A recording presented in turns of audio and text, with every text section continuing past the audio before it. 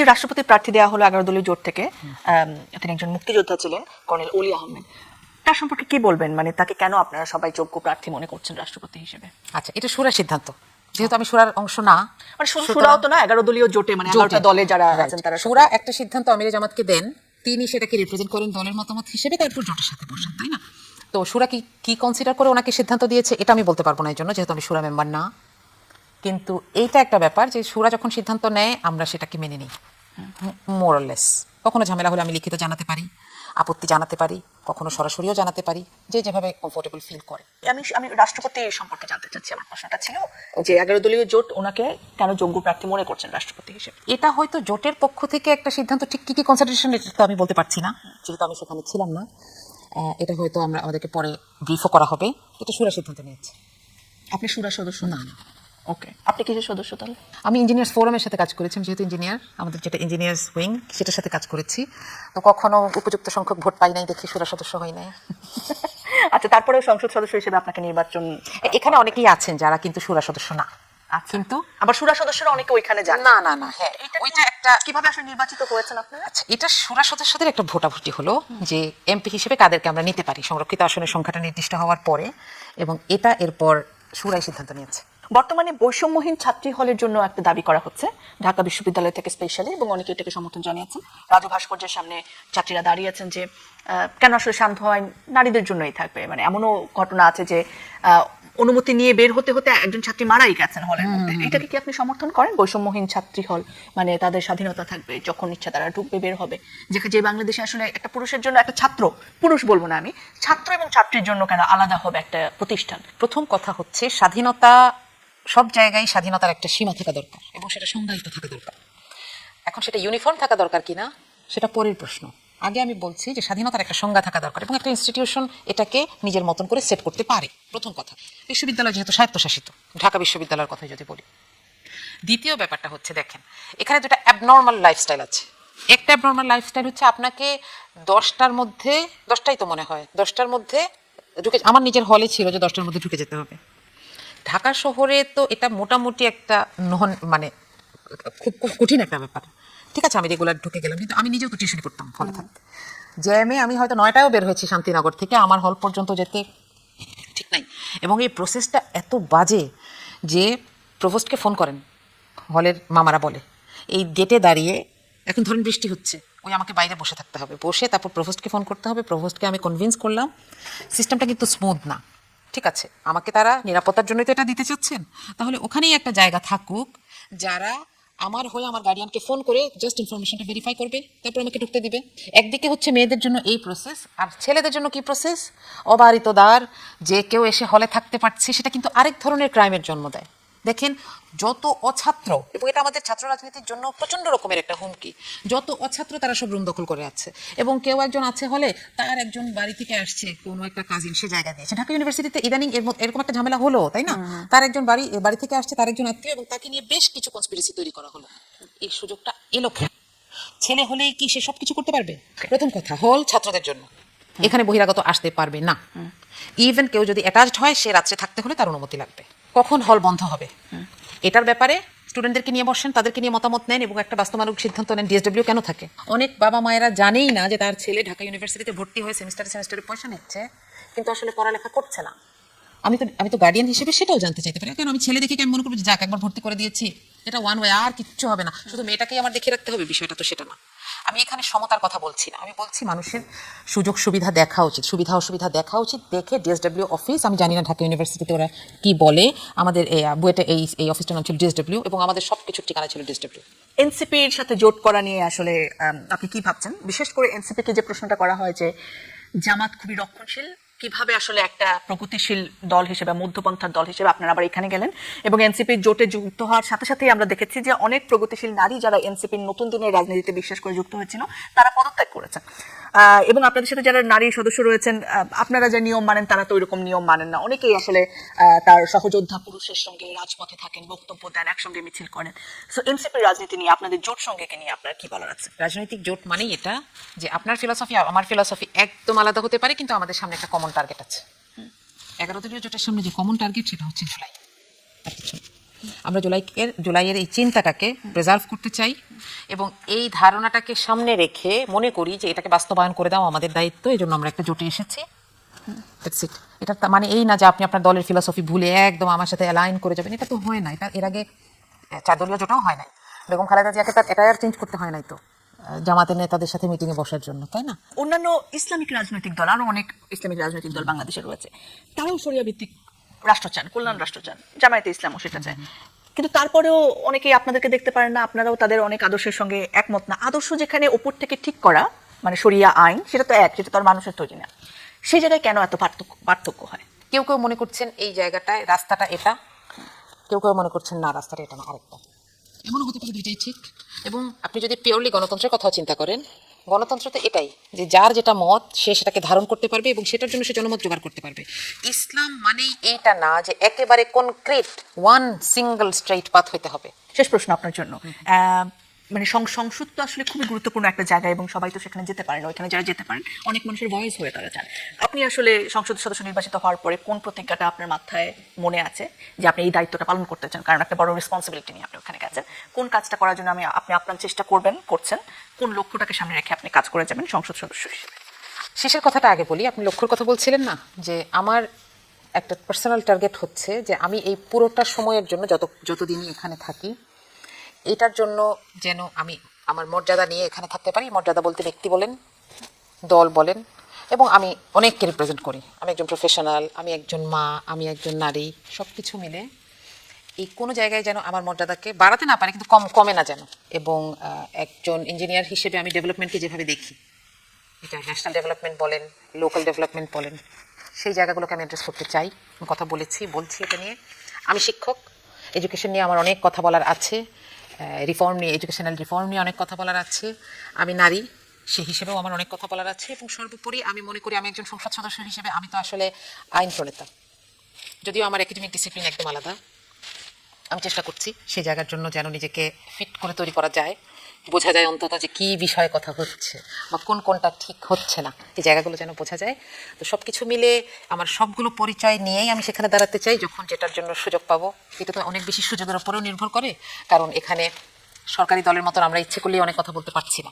হ্যাঁ, এটা বাংলাদেশে প্র্যাকটিস নাই যে ইচ্ছে করে বিরোধী দলকে দিচ্ছে না, তাও না, আছে। জামায়াত ইসলামের নারী উইং কিভাবে তারা কাজ করে, সেখানকার সদস্যরা কিভাবে যুক্ত হন, সেটার জন্য কি কি যোগ্যতা লাগে, কি কি প্রসেস আসলে তাদেরকে গোত্র করতে হয়? প্রথম একটা মূলনীতি আমরা একটু মাথায় রাখি, সেটা হচ্ছে যে শরিয়ার কিছু নির্দিষ্ট নিয়মের কারণে আমরা প্রোগ্রামগুলো একসাথে করি না। আমাদের প্রথম দফাটা হচ্ছে দাওয়াত। একটা মানুষের কাছে আমরা দাওয়াত নিয়ে যাই, এখন এটা বিভিন্ন থ্রুতে হতে পারে। এবং আপনি যোগ্যতার কথা বলছিলেন, এই দাওয়াত কার কাছে নিয়ে যাব, সেখানে একমাত্র যোগ্যতা হচ্ছে আগ্রহ। আগ্রহ বোঝেন কিভাবে আপনারা? মনে করেন আমার বাচ্চাকে নিয়ে আমি স্কুলে গেছি, একজন মহিলা এসে আমাকে কোনো প্রশ্ন করলেন যে এই ব্যাপারে আপনি কি মনে করেন, তার যদি একটা আস্থা তৈরি হয় যে আমি এটা জানি বা আমি তাকে কিছু একটা শেখাতে পারবো, মানুষ সাধারণত নিজেরাই এই আগ্রহটা প্রকাশ করেন। মনে করেন আমার কোনো কারণ, আমার একজন আত্মীয় থাকে এক পাশে, আমি বললাম যে আপনার আশেপাশে কেউ আছে, আপনার বিল্ডিংয়ে কেউ আছে, আমরা কি বসতে পারি? তিনি হয়তো 10 জনকে অ্যাপ্রোচ করলেন, 2 জন আসলেন। সেই যে একটা ক্রাইটেরিয়া, এটা কি আগ্রহ। ধর্মের তালিম দেয়া নাকি রাজনীতির তালিম দেয়া? ইসলাম আমাকে যতটুকু শেখায়, আমি এই দুটাকে তো কখনো আলাদা মনে করি না। অ্যাপ্রোচটা এরকম যে আমি একজন ভালো মুসলিম হতে চাই, প্রসেসে আছি, কেউ বলতে পারবে না যে আমি হয়ে গেছি, আমি হতে চাই। এবং আমার রাজনীতিটা হচ্ছে যে আমি আগে ভালো মুসলিম হব এবং বাংলাদেশের বিদ্যমান সমস্যাগুলোকে ইসলাম আমাকে যে নিয়ম কানুনগুলো দিয়ে দিয়েছে সেগুলোর আলোকে সমাধানের চেষ্টা করব। কিন্তু ধর্ম তো আসলে একটা ব্যক্তিগত জায়গাতেও থাকে, তাই না? যে আমি আমার আল্লাহর সাথে সম্পর্ক করব, আমি আমার ধর্মটা পালন করব। ইটস নট অনলি যে সকলকে ধর্মের আইন প্রয়োগের মাধ্যমে সবাইকে ধর্মের পথে এনে বা রাষ্ট্র পরিচালনায় অংশগ্রহণ করতে হবে। আপনি যেরকম ভাবে আপনার রাজনীতি এবং ধর্মকে এক করছেন, আমি তো চাইতেই পারি যে আমার কাছে ধর্মটা শুধুমাত্র আমার আর আল্লাহর কানেকশনের মাধ্যমেই হবে। সো সেক্ষেত্রে তো আমি তো এক ধর্ম এবং রাজনীতিকে আলাদা করছি, সেক্ষেত্রে আপনারা কি বলছেন? ব্যক্তিগত জায়গা থেকে ধর্ম পালনে তো কোনো অসুবিধা নাই, কিন্তু কেন তাহলে আমাদেরকে এটাকে একটা মুভমেন্ট বানাতে হলো? প্রশ্নটা যদি এটা হয়, এটার জবাবটা হচ্ছে, দেখেন, যখন একটা দেশের সরকার কিংবা যে আমাকে শাসন করছে সে নৈতিকতার সংজ্ঞা জানে না, সে কিন্তু আমাকে থ্রেট হিসেবে নিবে। দেখেন, আমরা গত কিছু বছরে দেখেছি, এটা এর আগেও ছিল, যেই যখন স্বৈরাচার হয়ে উঠতে চাইছিল তার প্রথম আক্রমণ এসেছে ইসলামের উপরে। এবং দেখেন, একটা সময় এরকমও চলে আসলো, ওই যে আপনি বলছিলেন না যে আমি আমার আল্লাহর সাথে একটা সম্পর্ক থাকবে, সেটা কোত্থেকে তৈরি হবে? আমার পড়তে হবে না, কোরআন পড়তে হবে, হাদিস পড়তে হবে, সেটাও আমার বাড়ি থেকে ধরে নিয়ে যাওয়া হচ্ছে কেন? জঙ্গি বই হিসেবে। যেই একটা সমাজে শাসকের মধ্যে নৈতিকতা থাকে না, সেখানে কিন্তু আমি এটা বলে দায় সারতে পারবো না যে আমি শুধু ব্যক্তিগতভাবে নামাজ পড়ি, আমি ব্যক্তিগতভাবে খুবই সৎ মানুষ এবং আমার এখানে কাজ শেষ। আল্লাহ এটা কোরআনে সরাসরি বলছেন যে তোমাদের কি হয়েছে, কেন তোমরা বসে আছো, তোমরা সংগ্রাম করছো না, যখন নির্যাতিত মানুষ চিৎকার করে বলছে আমাদের জন্য কাউকে সাহায্যকারী পাঠান। তাই না? এই সাহায্যকারী কিসের সাহায্যকারী? আমি একটা সৈন্যদল গঠন করব না তো, আমাকে তো নৈতিকতার প্রচলন সমাজে তৈরি করতে হবে। এই যে ধর্ম আমাকে যে নৈতিকতাটা শিখিয়েছে সেটাকে ইনস্টিটিউশনালাইজ করতে হবে। আর না হলে আমি নামাজ পড়বো, নামাজ পড়ে বলবো যে ঠিক আছে এখন আমাকে এত টাকা ঘুষ দেন। তাই না? আমি তো দুইটাকে আলাদা করে ফেলছি, কিন্তু ইসলাম কখনো এইটুকু স্যাটিসফাইড না। তো বছরের পর বছর জামাত ইসলাম করার পরেও মানুষের নৈতিক স্খলনের যে দৃষ্টান্ত আমরা চারপাশে দেখি, সেটাতে আপনারা কি শঙ্কিত নন, লজ্জিত নন? দেখেন, ব্যক্তি হিসেবে বা দল হিসেবে এখানে শঙ্কিত বা লজ্জিতর কিছু নাই। আপনি হয়তো আজকে জানছেন, কিন্তু এরকম কেস কি আগে ছিল না? ছিল। দেখেন, এটা মানুষের দল, মানুষের সংগঠন। No one is angel here. সুতরাং মানুষের ভুল হবেই, মানুষ ভুল থেকে আবার উঠে আসবে, যে উঠে আসতে পারবে সে আবার আগের জায়গায় আসবে। এটা একটা কন্টিনিউয়াস প্রসেস, এটার মধ্যে দিয়ে আমাকে যেতে হবে। এবং আমি যেহেতু মানুষকে নিয়ে কাজ করছি, আমাকে এটা মাথায় রাখতেই হচ্ছে। এটা হতেই পারে, এটা অ্যাকসেপ্টেড কিনা সেটা পরের কথা, কিন্তু এটা কি অসম্ভব? না, আমি এক গ্যারান্টি আপনাকে দিব না। এমনকি আমি আমার ব্যাপারে ওই গ্যারান্টি আপনাকে দিতে পারি না যে আমি জীবনে কোনোদিন কোনো ভুল করি নাই, আমি আগামীতেও কোনোদিন কোনো ভুল করবো না, এটা দিতে পারবো না। হ্যাঁ, আল্লাহ এই দরজাটা খোলা রেখেছেন, ভুল করে আল্লাহর কাছে ফেরত আসা যায়। পরের জায়গায় যে আপনারা তালিম দেন, তারপরে কি হয়? আচ্ছা, সেখান থেকে যারা আগ্রহী হন এবং তাকে একটা প্রসেসের মধ্য দিয়ে যেতে হয়, সে একটা লিখিত কনসেন্ট দেয় যে আমি এর লক্ষ্য উদ্দেশ্যের সাথে একমত এবং আমি এর সাথে কাজ করতে চাই। এই লক্ষ্য উদ্দেশ্য কি পুরো জামাতে ইসলামের যে লক্ষ্য উদ্দেশ্য সেটাই, আলাদা কিছু নেই না, নারীদের জন্য? Okay. জেনে সে এখানে একটা সিগনেচার করে। তারপরে আমরা তাকে বলি যে সে আমাদের কর্মী। এরপর তাকে আরও কিছু কাজ করতে হয়, বেসিক্যালি 5টা কাজ করতে হয়। একটা হচ্ছে আমরা একটা রেজিস্টার মেনটেন করি ডেইলি, কোরআন পড়েছে কিনা, হাদিস পড়েছে কিনা, মানুষের সাথে কথা বলেছে কিনা, কতক্ষণ বলেছি, নামাজ পড়েছে কিনা, এরকম। তো এইটা করবে সে, একটা পরিমাণ পয়সা একটা ফান্ডে, সেই জায়গার ফান্ডে জমা দেবে। এরকম 5টা কাজ, সামাজিক কাজ করবে, দাওয়াতি কাজ করবে। এই 5টা কাজ করলে তাকে আমরা কর্মী হিসেবে ঘোষণা করি। এরপর এরকম আরেকটু কাজ বাড়ে, আরেকটু পড়াশোনা বাড়ে, আরেকটু হয়তো দায়িত্ব বাড়ে। একটা সময় হয়তো সে ওই যে ফান্ডটা সবাই দিচ্ছে সেটা মেনটেনের একটা দায়িত্ব পেল, কোষাগারের যে দায়িত্বটা, ওই যে ইউনিট, এটা একটা ইউনিট পর্যায়ে বলছি, একদম একদম স্মলেস্ট যেই ইউনিটটা। অথবা সেই লাইব্রেরি, প্রত্যেকটা ইউনিটের একটা লাইব্রেরি থাকতে হয়, সেই লাইব্রেরিটা রেজিস্টারের দায়িত্ব পেল, যে যে বই নিবে লিখে নিবে, সে আবার এটা জমা নেওয়ার পরে সে একটা সাইন দেবে, এরকম।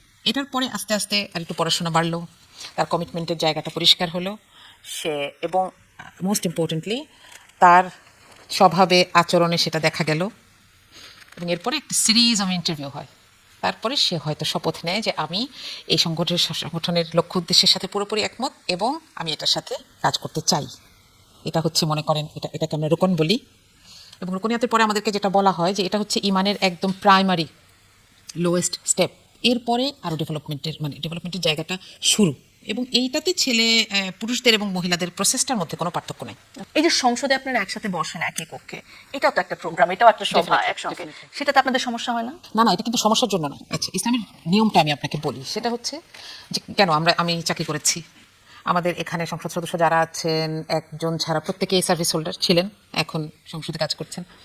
তো তারা চাকরি করেন নাই, কর্পোরেটে চাকরি করা মানুষ আছেন, স্কুলে, আমি ইউনিভার্সিটিতে পড়াতাম, এর আগে ডিজাইন ফার্মে কাজ করেছি। তো এইটা আসলে কীরকম, একটা হচ্ছে ফর্মাল রিলেশনশিপ হচ্ছে এমন হবে যে সেইখানে আমি সম্মানজনক একটা সম্পর্ক থাকবে, সেখানে তো নারী পুরুষ পাশাপাশি বসতেও অসুবিধা নাই। কিন্তু আমাদের প্রোগ্রামগুলোর যে ধরনটা হয়, এবং মহিলাদের সাথে দেখেন সাধারণত বাচ্চা থাকে, তারা হয়তো বাচ্চাটাকে নিয়ে আসছেন, বিকেলবেলা কার কাছে বাচ্চা রেখে আসবে, বাচ্চাকে নিয়ে আসছেন, কখনো কখনো এসে একটু ফ্রি হয়ে বসছেন। এইটা তো আমি যখন কমন প্রোগ্রাম করছি তখন অ্যাকোমোডেট করা যাচ্ছে না। কারণ আপনাদের ফর্মাল প্রোগ্রাম হয় না, মানে যেরকম অফিসে হয় সেরকম হবে না, তখন সেটা তো হওয়ার নারী ক্ষেত্রে- পুরুষ একসাথে বসেন না নিশ্চয়ই। না না, সেটাতেও যেটা হয় রুমটা আলাদা থাকে, হয়তো মাইক্রোফোন থাকলো, অর্থাৎ যেন মহিলারা একটু ফ্রি হয়ে বসতে পারেন। বিষয়টা তাহলে কি হচ্ছে, কাজের জায়গায় আপনারা ফ্রি হয়ে বসতে পারেন না বলছেন? হ্যাঁ, মানে আপনি যখন ফর্মাল জায়গায় আছেন আর বাসায় আছেন তো বা কারো বাসায় গেছেন, ফর্মাল প্রোগ্রাম হবে না, মানে সবসময় আরামই কেন বসতে হবে, মানে খালি আরামে বসার জন্য নারী পুরুষ আলাদা করছেন, এই যুক্তিটা একটুখানি আপনার কাছে যেমন silly মনে ধরেন হচ্ছে না? জুলাইয়ের একটা প্রোগ্রাম হলো, আপনারা দেখেছেন, আমরা একটা প্রোগ্রাম করেছি ইঞ্জিনিয়ার্স ইনস্টিটিউশন, সেখানে আমরা ছেলে মেয়ে একসাথে বসাই নাই, আমরা তো বসেছি, সেখানে তো অসুবিধা নাই। কিন্তু এলাকা পর্যায়ে এই কমিউনিকেশনগুলোকে আমরা একটু রেস্ট্রিক্ট করি। ন্যাশনালেও তো করে। কোথায়? আপনাদের নারীদের ন্যাশনাল প্রোগ্রাম আলাদা হয় না? আলাদা হয়, হ্যাঁ, সেটাই হ্যাঁ, বললাম যে শুধুমাত্র এলাকা ভিত্তিক তো না। হ্যাঁ, আবার মাঝে মধ্যে একসাথেও প্রোগ্রাম হচ্ছে, এবং অবশ্যই সেখানে একটা প্রাইভেসির জায়গা থাকে যে কারো যদি বাচ্চাকে একটু টেক কেয়ার করতে হয় সে যেন ওখানে গিয়ে টেক কেয়ার করতে সেটা তো পারে। সকল জায়গাতেই আমরা চাই যে মারা একটু ব্রেস্ট ফিডিং এর জন্য আলাদা জায়গা থাকুক, এটা তো একটা অধিকার। মার্জিয়া মুমতাজ, আপনার একটা কথা খুবই প্রশংসিত হয়েছে এবং নারী সমাজে আপনার এই স্টেটমেন্টকে সকলেই সম্মান জানিয়েছেন যে নারী স্বাধীনতা থাকবে, যে আপনি হিজাব পরেন আপনার সেই স্বাধীনতা যেমন আছে, আমি হিজাব পরি না আমি শাড়ি পরি, আমি কপালে টিপ দিই, সেই স্বাধীনতাও আমার যাতে থাকে সেটা নিয়ে আপনি কথা বলেছেন। এই ধরনের জ্ঞানও কি আসলে আপনাদের কর্মী যারা রয়েছেন তাদেরকে দেওয়া হয়? একটা ব্যাপার হচ্ছে একটা ফিলসফিকে আপনি তার একদম যারা ইভেন মাত্র ফলোয়ার, হয়তো দুই একজন মানুষকে পছন্দ করে, তাদেরকে দিয়ে একটা ফিলসফিকে জাস্টিফাই করতে পারবেন না, জাজ করতে পারবেন না। আপনাকে কি করতে হবে? ফিলসফিকে ফিলসফি দিয়েই বুঝতে হবে। হ্যাঁ, আমি এটা বলি, যেমন ধরেন আজকে আমি এখানে আসার আগে একজনের লেখা দেখছিলাম, সে বলছে আমার লিস্টে যারা যারা বিএনপি সাপোর্টার আছে না আল্লাহর বাস্তে বের হয়ে যান। আমি গত 17 বছর বিএনপির ওপরে চলা অন্যায়ের কথা বলেছি, কিন্তু এখন তো আমাকে বিএনপি যে ভুলগুলো করছে সেটাও বলতে হবে। সাপোর্টার দিয়ে তো আমি ফিলসফিকে জাজ করতে পারবো না। এরকমই যারা হয়তো একজন আমিরে জামাতকে পছন্দ করছেন, তার হয়তো মনে একটা ইচ্ছা বা তার একটা মনে স্বপ্ন যে একদিন জামাত যদি এখানে ক্ষমতায় আসে সব মেয়েদেরকে ধরে বোরকা পরায় দেবে। That does not necessarily represent Islamic philosophy. একটা ইসলামী রাষ্ট্রে কখনোই মুসলিম হিস্ট্রিতে আপনি যদি 1400 বছরের হিস্ট্রি ঘেটে দেখেন, কখনোই what will be the dress code for women এরকম কোনো আদেশ আসে নাই এবং এটা আসার কোনো দরকারও নাই। বরং রাষ্ট্রের কাজ হচ্ছে সেফটি এনশিওর করা। রাষ্ট্র চিন্তা করবে যে যেভাবে থাকুক, আমার কাজ হচ্ছে কি সেফটি এনশিওর করা। হ্যাঁ, আমি একটা অবৈধ কাজ হতে দিব না, আমি একটা ব্রথেল চালু রাখবো না, সেটা আলাদা কথা। কিন্তু একটা মেয়ে সে তার ড্রেস কোড কি হবে সেটার চাইতে আমার কাছে প্রশ্ন হচ্ছে আমি তাকে সেফটি দিতে পারছি কিনা, আমি তার সম্মান দিতে পারছি কিনা। রাষ্ট্র কখনো ওইটা নিয়ে মাথা ঘামানোর কথা না। একটা ব্যাপার হচ্ছে, হ্যাঁ, তাহলে ইসলামী রাষ্ট্র অন্য রাষ্ট্রের থেকে কিভাবে আলাদা? ইসলামী রাষ্ট্র মোটিভেশন দিবে আপনাকে যে এটা আরেকটু বেটার, কিন্তু কখনো আপনাকে বাধ্য করতে পারবে না, এটা কোথাও নাই। এর পরের ধাপে আসতে যাচ্ছে যে আপনারা আসলে আপনাদের দলে কিভাবে কন্ট্রিবিউট করেন, মানে আপনাদের ভয়েস কিভাবে আসলে ইনক্লুডেড হয়, আদৌ হয় কিনা, আপনাদের মতামত নেওয়া হয় কিনা কোনো সিদ্ধান্তের আগে। আমি যদি বলি যে সম্প্রতি যে রাষ্ট্রপতি প্রার্থী দেওয়া হয়েছে 11 দলীয় জোট থেকে, সেখানে কি আপনাদের মতামত চাওয়া হয়েছে কিনা, সেটা কিভাবে করেন আপনারা? এই সিস্টেমটার নাম হচ্ছে শুরা। বিভিন্ন গুরুত্বপূর্ণ পর্যায়ে, কেন্দ্রে বলেন, মহানগরীতে বলেন, আমি একটু নিচ থেকে যাই, কয়েকটা ইউনিট নিয়ে একটা ওয়ার্ড হয়, তো কয়েকটা ওয়ার্ড নিয়ে একটা থানা হয়। ঠিক যেভাবে প্রশাসনিক থানাগুলো তৈরি হয় এবং বাংলাদেশে যতগুলো প্রশাসনিক থানা এবং ইউনিয়ন আছে আমাদের ঠিক ততগুলো প্রশাসনিক থানা এবং ইউনিয়ন আছে। কখনো কখনো থানার কলেবর অনেক বেড়ে গেলে বা মানুষ খুব বেড়ে গেলে মেনটেন করতে ঝামেলা হয়, আমরা হয়তো একটা থানাকে ভাগ করে ফেলি, মোহাম্মদপুর পূর্ব, মোহাম্মদপুর পশ্চিম। একটা থানায় নির্দিষ্ট সংখ্যক রুকন যদি থাকেন তাহলে একটা শুরা হয় থানাতেও, যারা পরামর্শ করবেন এবং সেই থানার জন্য দরকারি সিদ্ধান্তগুলো নেবেন, অথবা কেন্দ্রের একটা সিদ্ধান্ত কীভাবে বাস্তবায়ন করবেন সেই সিদ্ধান্তগুলো নেবেন।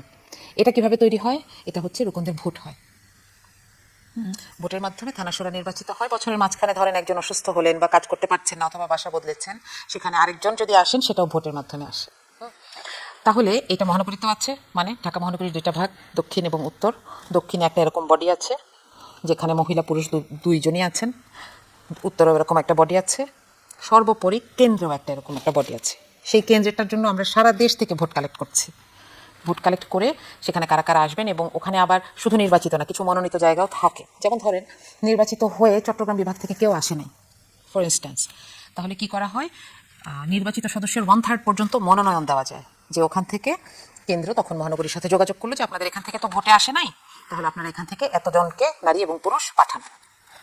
এই মিটিংগুলো একসাথে হয়, শুরার মিটিংগুলো একসাথে হয় এবং তারা সিদ্ধান্ত নেন। সুতরাং এখান থেকে মোটামুটি এক্সপেক্টেড যে শুরা যে সিদ্ধান্ত নিচ্ছে সেখানে একে তো সবার ভয়েস আছে এবং সেখানে রিপ্রেজেন্টেশনও আছে নারী পুরুষের।